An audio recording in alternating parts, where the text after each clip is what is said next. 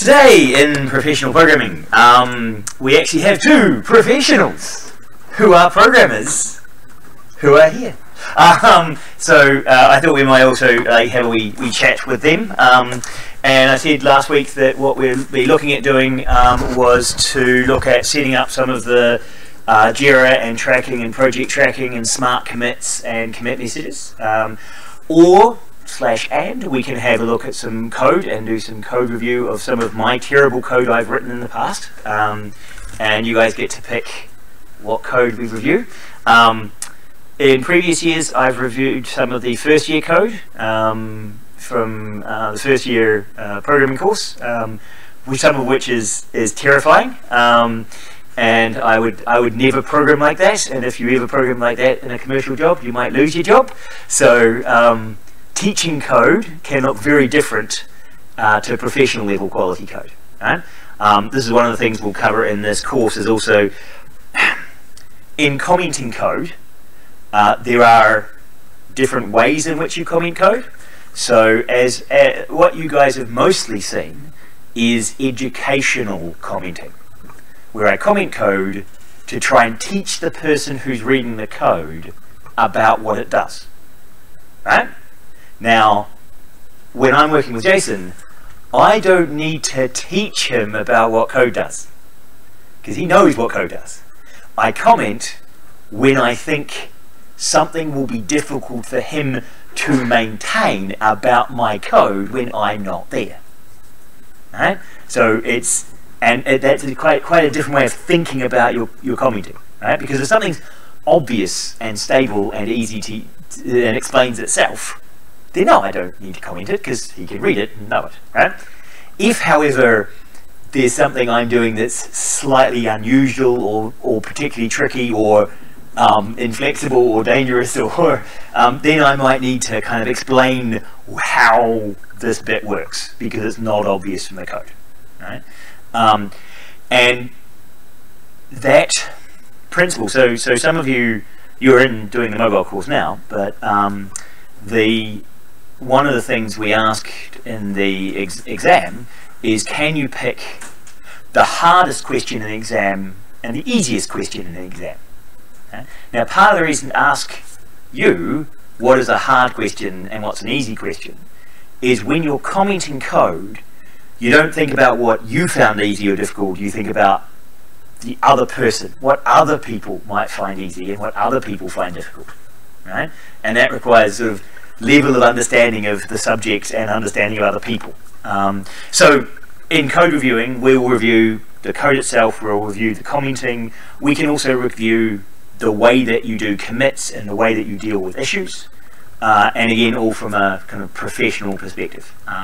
Now, I was talking to Richard about code reviews, and he was saying that he doesn't do many code reviews at the moment because, there are sensitive people who don't like having their code reviewed.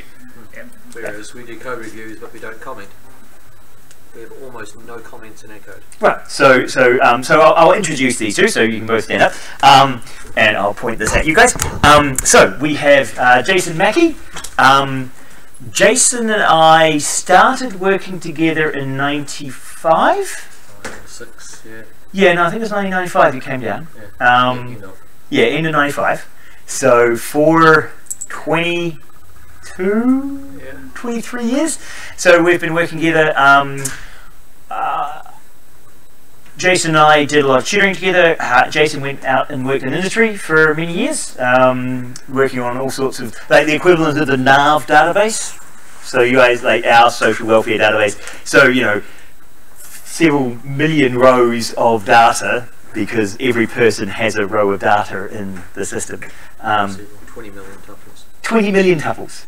Yeah, so, big data.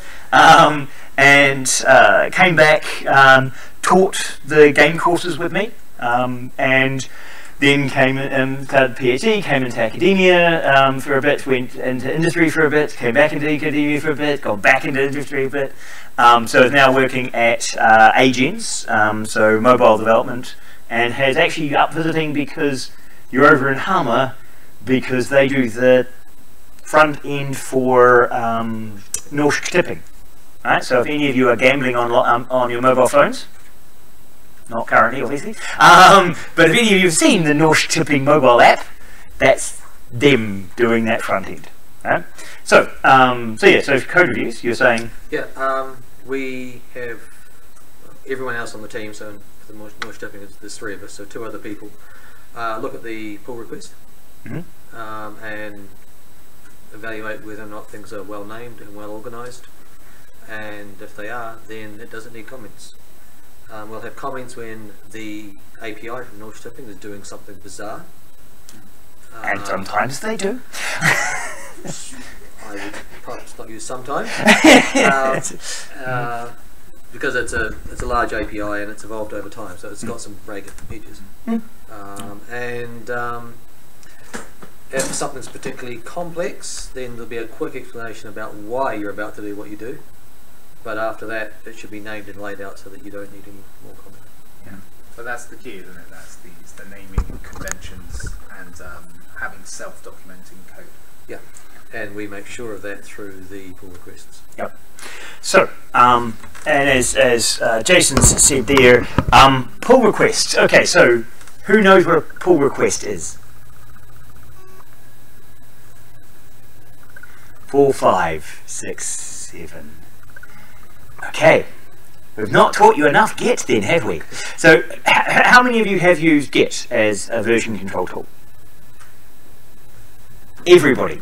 Fantastic. Right, so I think potentially we start with a bit of understanding how Git works and take you through some of the processes we use for version control. Right? So if we have a look here at Bitbucket has a quite nice how to use Git introduction. So the thing is, rather than me developing a lot of material, I prefer to point you to good resources online, right? Because that's what you'll need to do yourselves later on, is you won't, like when you're 2 years out from industry, I don't expect to get phone calls from you guys saying, Simon, I've just been told that I need to learn this new thing. What do I need to know? Don't do that, right? Because I probably can't help you. But if you have a look at, if you look online and log in, so if you did using Git and Bitbucket,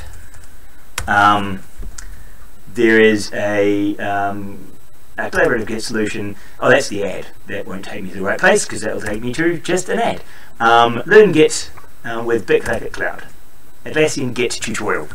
Right, so I did a learning Git thing. This is a learning Git thing.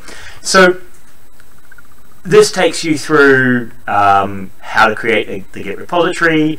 It's a fairly well written tutorial, and so you should be able to follow mostly this on your own as well. The things that I'll talk about in the professional thing is as Jason was saying, a pull request. So there are various ways of thinking about how you do versioning. Okay? Now, the simplest one, and the ones you guys have probably been doing, are more of the thinking like a centralized repository. Right? So you think, okay, there's a cloud service that is a centralized repository. That's the central place where all our code is stored. I get a copy of it, I make some changes, I push it back into the main repository. Right? So that's that's where things are. I pull things off onto my local machine, I do commits locally, and then I can push it up. Right? So you're used to that kind of process, that you have these local commits you can do and you can push it up. Well, the pull request is saying, well, actually, you shouldn't necessarily just push things into the remote repository, right? Because that's, forcing it in there, right? What you should do is you say, okay, my remote repository and my own repository are actually, to some extent, they've got equal status. They're a distributed repo in Git. So what I have locally on my machine is a full copy of what's on the remote. And instead of me grabbing what I think I fixed and just pushing it down and pushing it to the remote, what I can do is say, hey, I've got new stuff. You want the stuff that I have. So rather than me like just sneaking into your house and shoving it under your bed, right? I'll do a pull request where I say, okay, I got this new stuff. I think you should have it. So you should pull from what I have into what you have. And my request is, these are the things that I think you should pull into your repo. And so I request that, say Jason's the owner of the proper repo, and I've made my updates on my local machine. I can issue a pull request to Jason and say, hey Jason, you need to get this stuff and add it into your system. Then Jason gets to look at it and go, yes, that looks like stuff I want, and accept it. Right? Rather than just turning up in the morning and suddenly, what? The repo's changed. What happened? Like, who pushed to the main repo? What the? Also recommend a feature branch for everything that you're doing. And the pull request is a accept and merge. Yeah. So, within the use of Git, right? You've used branching. So have you all used branches within your Git repositories? So who has not used branches? Because, okay, you've all used branches. There are techniques, right, and recommendations. And again, these are different within different companies. Right? So I was actually having this discussion with Marish earlier, well, yesterday, about single commit feature branches, right? So one idea is that if you've got a main core of things, anytime you're going to add something in, you branch and you name the branch the feature that you're going to add. Right? So you say, I'm going to add this thing, so I make a branch to add that thing, call it the thing I'm going to add, and I work in that branch. Once I've got it working, right, so it's its own sort of body of code, other people don't have that code yet. If I push it up to the external repository, other people can get that code, but I'm not affecting the master. They can stay on master. If they want to go and see what I've been doing, they can move across to my branch, have a look at it. When they want to go back to master, they just move back to the master, and they stay on master. Can I say something else? Yep. Stay the hell off master. Don't edit master. Master, develop, feature branches. Yeah. So master, you can also potentially call production, yep. Right? So it is the master is what's out in the wild. Yeah.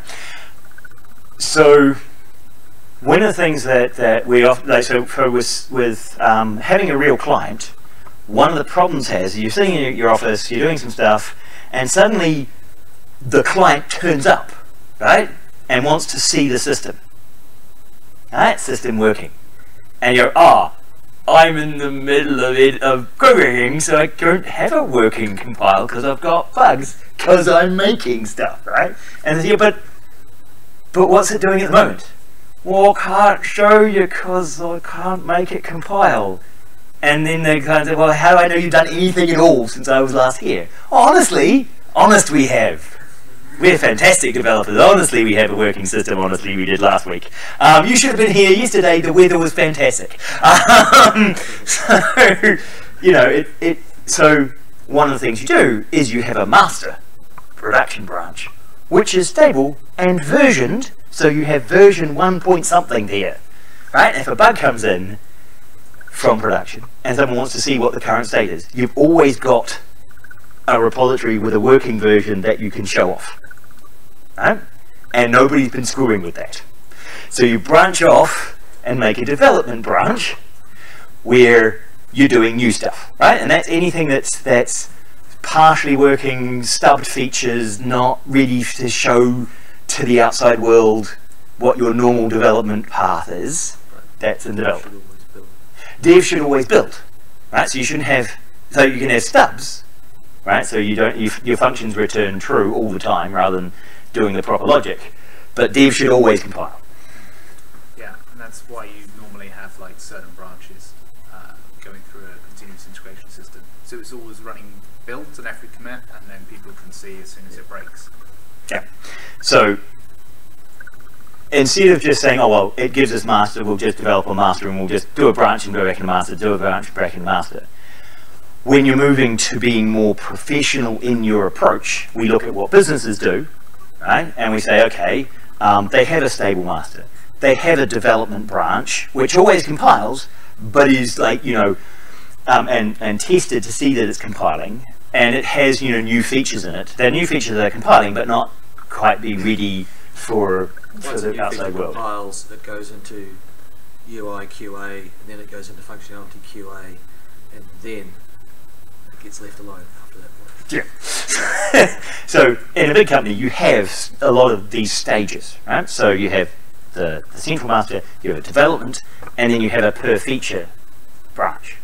Now, one of the interesting modes, and we're still not sure whether this makes sense, is that you can have single commit feature branches, where what you do is you have multiple commits into your feature branch, and then before you merge it, you compress those into a single commit, and then commit that whole branch as a single commit. So it looks as if you went out there and then just came straight back in, right, with a single commit. And the argument for that is that otherwise, when you look at your commit history and you just merge the commits, you get all the timed interlacing of all those commit messages, which might not be relevant, that exact timing of when things happened, down multiple different branches that then got merged into a single commit history. There'll be commits coming in temporarily from all sorts of different places. So the idea is you kind of compress those, pack them together, and put them in. Right? And so, but that's an open debate, right? Because it may be, if you are touching other systems, people want to see that there are these, like, when things are happening and when they're interlaced and how they're affecting other systems. Yeah. If you are using Bitbucket, I would, doing a rebase commit, I would beware using source tree to do that, because the merge tool for that is particularly bad. So, you guys, okay, so who is command line by preference? So, and who is GUI tool by preference? Forget your source tree GUI. Right. So so you're using a different GUI tool. So we use, I use source tree a bit, but I also use command line a bit because they're good at different things. Command line for everything except when I have a relatively long-lived feature branch. I use Tower as my particular GUI tool, but I drag the head of develop onto my feature branch, resolve all the conflicts, and then push my feature branch back into develop. Yeah. Because develop always has to compile. So if you've had a branch that's been open for a while, it probably won't go back into develop cleanly. So you grab develop, you drag it onto your feature branch, fix the mess, and then push it back. So you have to kind of resync yourself with anything that might have happened in develop since you first started this branch, and then you pull develop into the branch, get it working, and then you've basically mirrored all the changes that have happened in develop into your branch, and then you can bring your branch back in. You just hope there aren't so many people changing develop that in the 20 minutes, half an hour it takes you to get develop to merge and compile with your branch, someone hasn't been updating develop again and broken more things. So yeah, they shouldn't have, because there would have been pull requests for all of those. There should have been pull requests, and you should see them coming in. Approve a pull request is going to get in your way. You say, wait half an hour, I've got a large feature coming in, and then we'll deal with the smaller one. Yeah, that doesn't work if you're on a 150 person team though. Yeah, so again, so techniques that work in small teams don't necessarily work in large teams. Some processes you use in large teams are massive overheads for small teams. So one of the things we're going to talk about today, and some of you are interested in, was JIRA, and also LaTeX for your bachelor theses, right? Because from last week, most of you were interested in doing LaTeX for your bachelor theses, yes? That was the general, you were all kind of going, yeah, LaTeX, we want to learn LaTeX. For the future of the world. so Jason likes LaTeX. I prefer LaTeX to Word. So what we thought we might do is do a bit of showing you our LaTeX repo and use that as a little bit of showing you how I've been doing it wrong by going straight to master, because my LaTeX repo is generally managed by me, so there's one person managing it, and getting the whole compile sequence, having master different to develop different to branching features for something as simple as a text document, that feels like overkill, right? And Proper promise not to growl at yourself if you make a mistake. So yes, I'm nice to myself when I break things, and I just have to make sure that I get them okay. And you guys are all my testers, and it's your responsibility to fix it anyway. So, so I don't particularly worry too much. But if we use so the couple of tools that I want to show you. If you've got Atlassian, okay, so I need to go, oh, that's the Bitbucket Atlassian account, which will be that one. Yes. So I use a password manager. I'm assuming some of you will start having to use password managers. Yeah, so that can be annoying. Under Bitbucket, one of the things to first think about is how significant is the project you're working on. You guys are working on a bachelor thesis, so you're a multi-team project, or multi-person project with potential externals who care about development and aren't kind of part of the team, and someone assessing your process, right? So you want to probably go more heavyweight than the minimum. Now for me, in the bachelor thesis, I'm using GitHub because I decided that the bachelor thesis template should be public, and so what I have is we have in GitHub there's a cop CSE/-NTNU, right, which is the community of practice for computer science education, and I have my master's thesis template. We have I had GPU from last year. We have OpenFrameworks, which is what we do the sandbox downstairs using, and the bachelor thesis NTNU, a Beamer theme. So if you're really throwing yourself at LaTeX, the Beamer theme is how to do your PowerPoint presentation in LaTeX, right? So and using NTNU labeling on it, right? So it's a and there's a poster, and there's Git Inspector, which we use for working out how you are using your Git repository.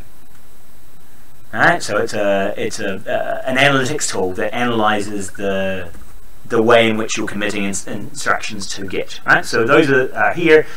The bachelor thesis NTNU. If I go there, you'll see that I've had 22 forks. So 22 groups have forked this template and then developed it. So and the general process we recommend for your thesis is you can take this, you fork it to your own repository, and so I can have a look here and I can see oh, that's me actually forking. I meant to go to there and see the 22 forks. So 4 of them have left me as read access, so I can go and help them out. But as you can see here, I've been working down along master, right? And here is a couple of pull requests that have come in. Yep. And you're going to go and see Marish? Yeah, I better go. Yeah. So wait for you guys to some of my questions. They also help me make sure when I'm talking to you guys that I'm saying reasonable things, right? Because, you know, I'm supposed to be able to talk to professionals and do it the right way. So what we do is here, what happened in June is that Thomas he created an issue for me saying that I needed to fix departments for BD, AR and BIBID, and if I click on there we can take it to so fix incorrect number 11, and one's file's changed, and it is, he removed that and added that, and removed that and added that, because I had put the Bachelor in drift into the wrong department, apparently.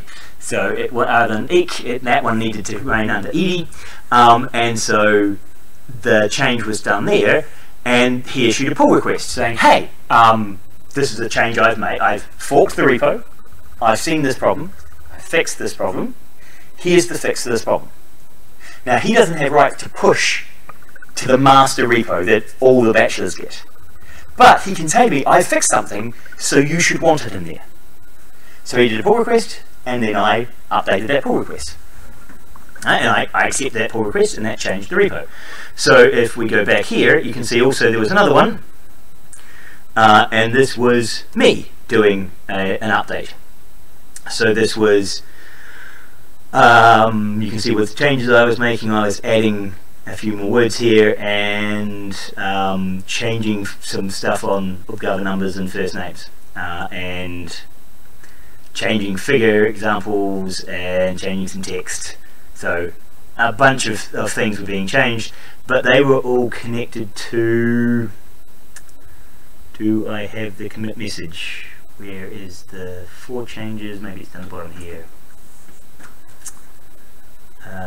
Leave a comment. Where's my commit message? So I can comment on the commit. Committed, 1 parent, there, 4 changes. I'll go back to commit. So I'll show you issues, and I'll have a look at the commit message in a minute. So here I have 7 open issues. So option to include additional logo on front page has been asked for by T. Juberg. Currently I don't have, like, it's the NTNU logo, but some people are wanting to have their company's logo put next to the NTNU logo on the front page. I haven't got an option for that yet. I'm not sure how I do that yet, or if I should do it, right? So I've left that open, and I'm thinking about it. Option to include Bachelor assignment code on front page of the summary. And I'm not sure how I do add code to the front page. I created a create spelled incorrectly, a printable book cover.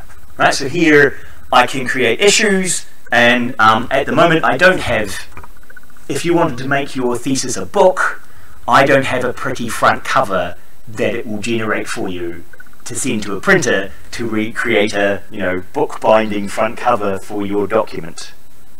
Right? So I've had 1 request for that. I don't know if any of you are planning to print yours as a physical book, or if a PDF is. I assume most of you think PDFs are probably the way that your thesis is going to be read. Probably. Better code listings I added, ensure correct departments for theses, that's important, improve documentation in the README, and improve explanation of the graphs and charts.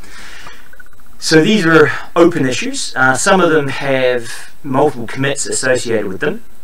So if I look at that issue, no assignees, no projects, no milestones. I've had 1 commit message. So how this works is if I go to Share LaTeX, so if we go to Share LaTeX and I say that I wanted to create my bachelor thesis, right? So the first thing I would do is I would go to GitHub. Where did I go? Here. So if I go to GitHub and I go back to the thesis, you guys can see this. You create a fork, right? I'll do this. I'll create a fork through that organization. It'll take a few seconds. You will have a fork created, and now I have this new fork from that to this organization and the bachelor thesis. I can then go into my GitHub and do a new project, import from GitHub. And when I import from GitHub, it'll go, oh, you have all of these repos on GitHub that you could choose, like, You probably have fewer than this. Probably. I'm hoping you have fewer than that many. But if I have a look, I should have one in here that is the one I just created. I'm scanning for it. Those are S. McCallum's. It was under GPU, wasn't it? So that's C's, A, B, C, D, E, F, G. Oh, I would have thought it was in here. Okay, if I do a find and go batch, I'll be able to find Bachelor. Oh, that's in the page behind me. Okay, so here's the COP CSE one. If I do import to share LaTeX, you'll find the one that you've just created, and that will import that project into share LaTeX for you. Right, so that's and you'll then have your bachelor thesis here. Now, I've got a whole bunch of information in here. Things you'll see here is document class. You should pick your particular bachelor thesis from the list. Put that in here. Decide what language. You can use Norsk. There is Nynorsk as well. And I think we have Samisk, if any of you are planning to write your thesis in Sami. I don't think you have to. English is my preferred option for all of you, but Norsk, you can use Norsk, which is there. And you can do one-sided, which is good if you're producing a PDF, or two-sided if you're planning to print it as a book. I then include a bunch of tables and some colorization and some code examples, and some examples of how to do Norwegian characters. If you want to use ASCII, kind of how to make a Norwegian character, rather than just put the directly in. Right? It actually has UTF-8 in the acceptable, whereas in the system I accept UTF-8, so you can actually use the Norwegian keyboard and Norwegian characters if you want. But if you copy it into another LaTeX document that isn't using UTF-8, it could throw errors on those codes. So sometimes it's nice to be explicit if you're only using the occasional Norwegian, to do these explicit, I mean /o, I mean or, and I mean right? So explicitly, and then for an example how to do anything new, and I then use these includes. Now, if I make a change, and let's just say I wanted to include, oh, do I have a work log example? Don't have the work log example. I don't have the process review example. Nope. I have process. So if I put in process in there, and I make this ink, right, and I take that out, we can see what it would recompile, and that will recompile my thesis, and I have my full thesis document here. And if I'm looking at the appendices, there's a meeting logs and oh, compile error. Right, so I shouldn't push that yet. So progress. That's not progress. It was process. And then it grants me the hint that I should use process. I don't actually need to add the .tech because it will add that for me. I can recompile and hopefully. Now, I've just made a change. So one of the things I can do is in here I will be going, I can go to menu and I can do synchronization, and I can check this and see that it did actually compile and put in something interesting. Alright, development process. So it added an appendix of the stuff. These graphs, this one is auto-generated from GNU-plot directly in the document, so that's just a thing you can go and have a look at. But I've just added this bit at the end. If I wanted to commit that, I could go to the menu, and I've got synchronized with GitHub, and it asks me I can do a push here. Right? So this is not pull request approach, this is just push because it figures that you're in charge of both repos. And if I do a push, it'll then ask me for the commit message. Now, if I have an issue that I'm trying to fix, I could actually say, okay, I'm trying to improve, if I was, number 3 was improving my graphs, and so I go #3, adding graphs to the appendix. And so if I commit that, well, I'll screw around with that thing and I'll commit that. So if I commit that, it is now sending out to the GitHub, not this one, actually the original, because that's the one I forked. You'll see that there will be a new commits, so 39 commits. I have just a new commit coming here, right? So that's one I've just pushed. Now, you'll see that the number here is highlighted because that was the number, that was the issue, right? So this is smart commits, so that is connected. So I can look at that and say, what was the issue? Improve the explanation of using graphs and charts.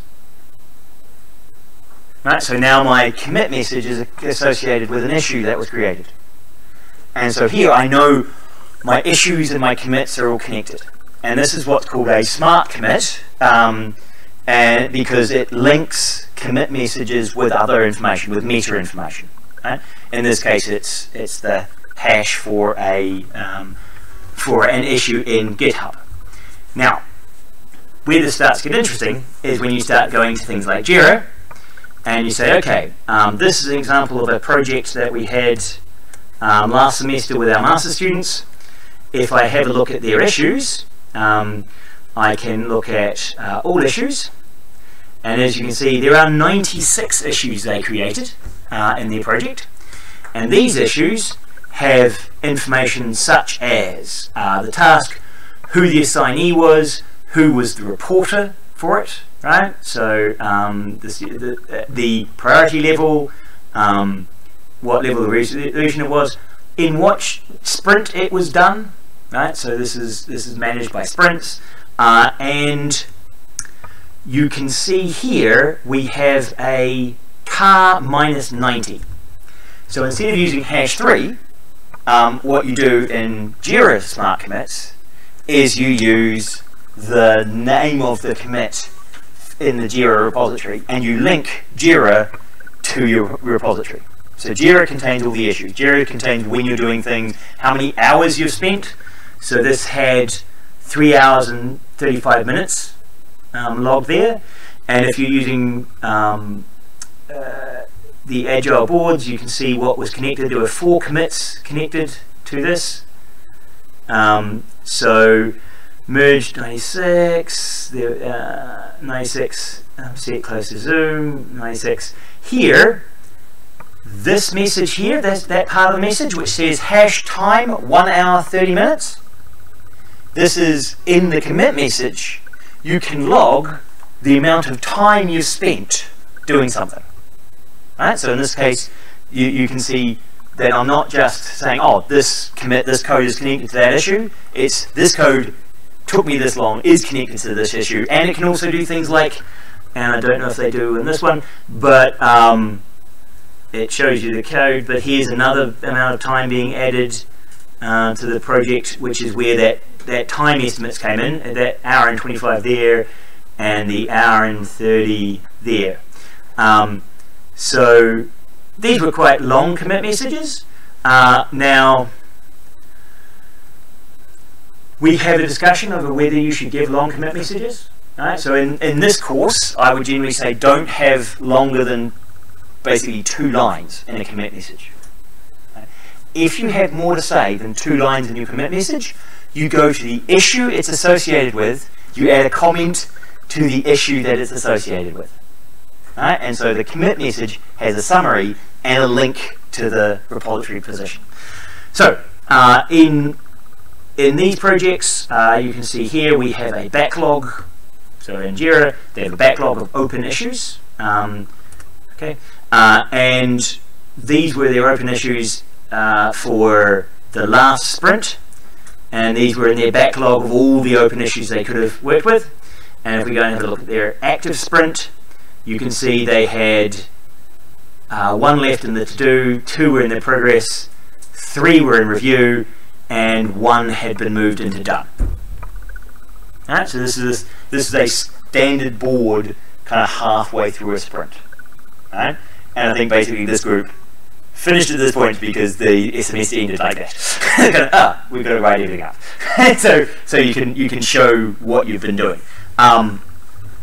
Now, each of these issues will have a bunch of code associated with them. We also can use Agile Poker to, and if you guys want to learn about Agile Poker, you can go and read about Agile Poker. And if you have a look at the reports that they can do, you can see these are Burndown charts, for example, and this is a relatively good Burndown chart of a relatively stable project. So Sprint 4, they were using story points, and so they'd go from 45 story points, and here they added some issues, and then they started resolving issues and resolving issues and resolving issues and remaining values and got down to here. Right? So if they were meeting all of their targets, they would have stayed on that slope going down. Right?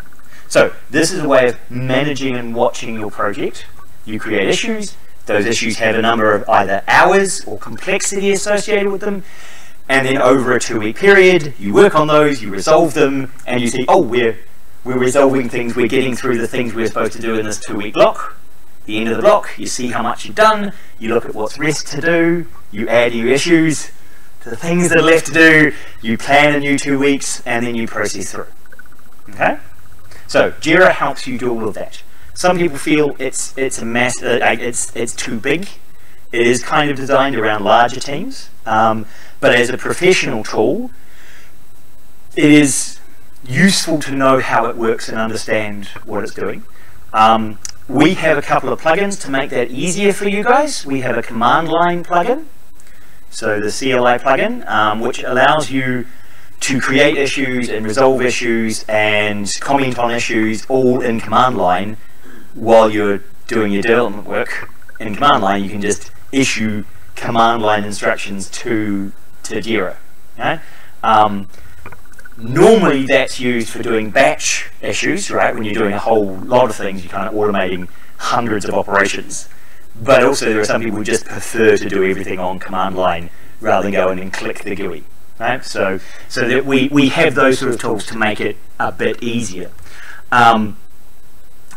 Now, what we can do for all of you guys is for anyone who wants us to set up their JIRA, we can set their JIRA up today so that you guys can start using and planning your thesis by putting in issues into a JIRA backlog, and then start resolving those issues by using the sprint planning and the active sprints and active boards, where you go in and say, right, I'll add things to do in progress. Now, one of the things I wanted to show you is if I have a look at boards and I go to configure, we have a default way that our Bachelor Theses groups have the kind of issues that they have. So here we have a to do, in progress, in review, resolved, blocked, and done. Now, this was these columns were created for this project because this is what the students, this particular group of students wanted. If I have a look at the workflow, I think simplified workflow. No, I don't want to simplify that workflow. I want to look at the not swim lanes. Where are my? Here's my board. I want to have a look at the graphical view. Where'd the graphical view go? I can add the column there. Swim lanes. Cards. General board. Okay, it must be under the board designer, so I've got to go and find the board designer. So I go up here, I can go to configure.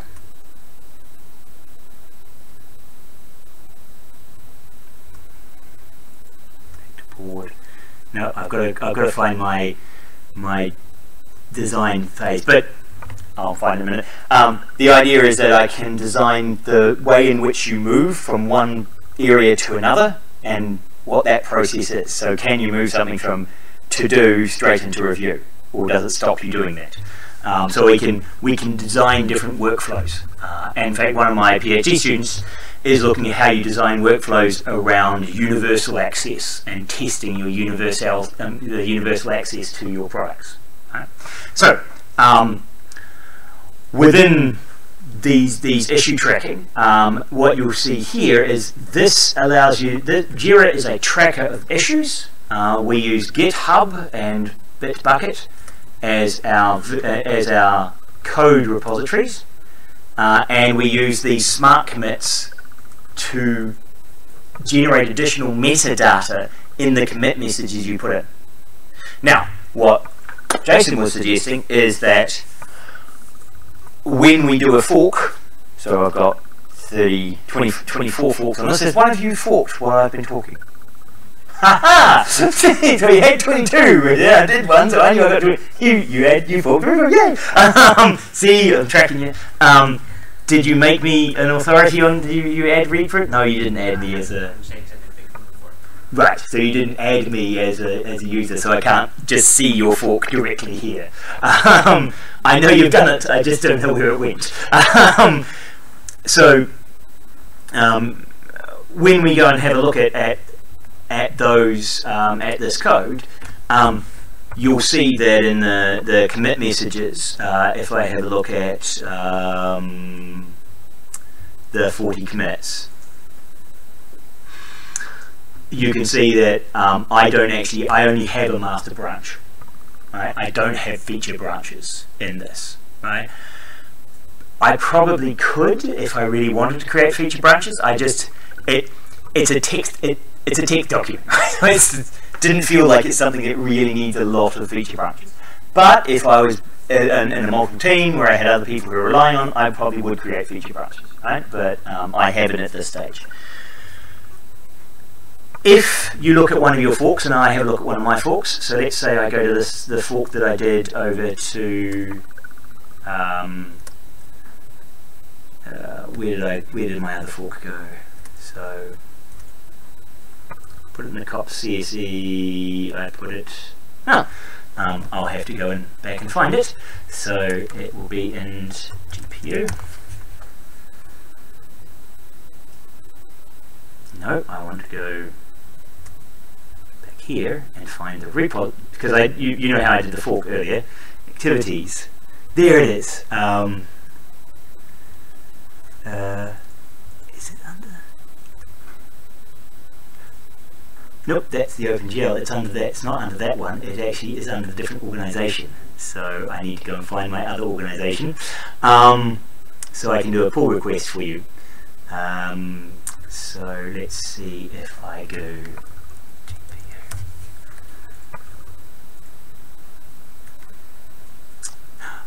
That's the entire. There are 16 million GPU things. I think that's not what I was searching for.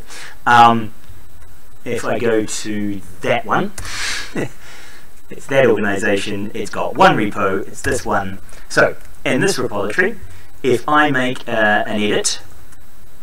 And I say, aha, there's a link to share LaTeX, here's how you include material. If I do the edit, I'll cancel, I want to actually go to this thing. I go into README, and I go into edit. I can come down and go,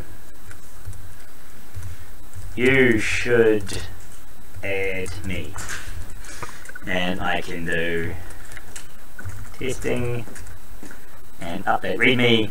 I'll do that, and I'll commit my changes. Yay! And then go, okay, so what I want to do is to try and tell my other self that I've made an update to pull in. Right? So and issue a pull request to my parent. Right? So here you can see these are the pull requests that welcome to pull requests. Pull requests help you collaborate code. pull request is created when they'll appear in a searchable filtered list.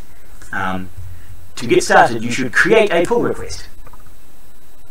Okay, so I'll create a pull request.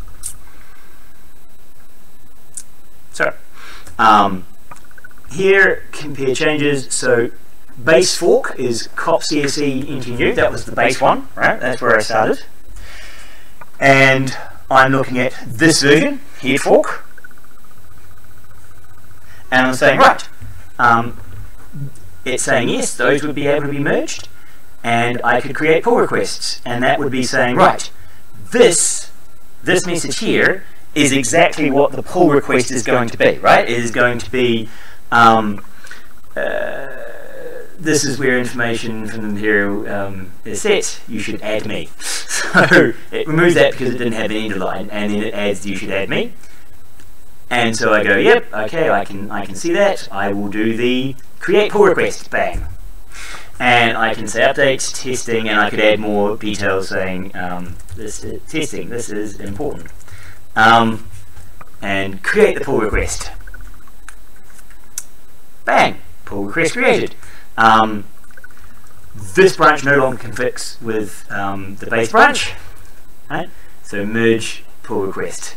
So what I can, so if we have a look in here, I'm now back, so I'll just go back.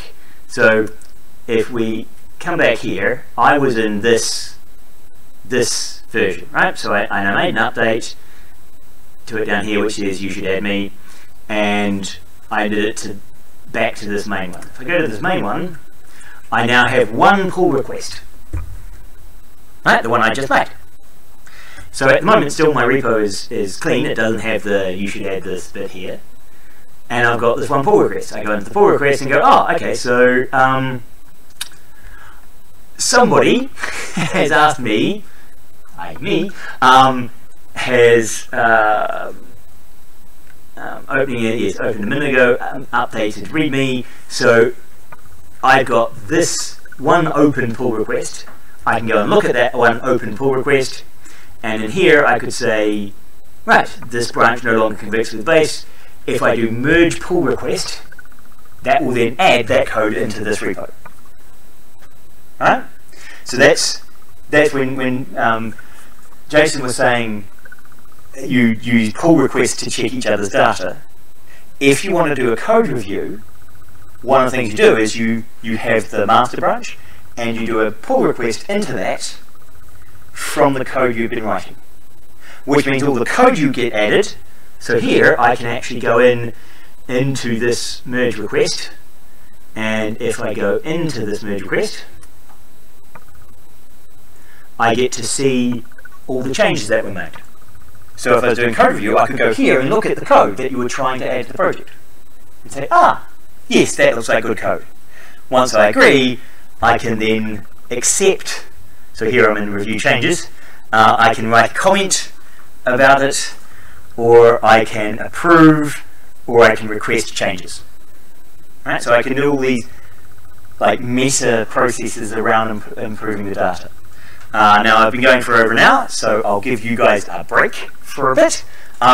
What would you like me to focus on when you come back? Do you want to talk more about doing some code review and having a look at what good and bad code is? Or do you want to do more thesis writing stuff? Good and bad code? Okay, yep, we'll do interactive good and bad code, and we'll start getting you guys to review some of my code from a long time ago. Okay, so have a 10-minute break, come back and we'll review code.